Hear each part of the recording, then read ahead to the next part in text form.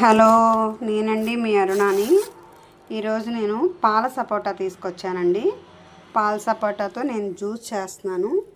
Milk, సపోటా, sugar తీసుకున్నాను. నేను ఇప్పుడైతే జ్యూస్ ప్రిపేర్ చేస్తాను. జ్యూస్ అయితే రెడీ అయిపోయిందండి.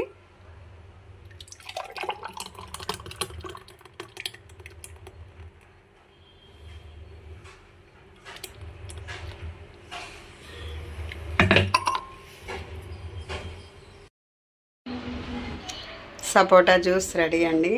హెల్దీ, టేస్టీ, చాలా మంచిది. సూపర్ టేస్ట్ ఉంది.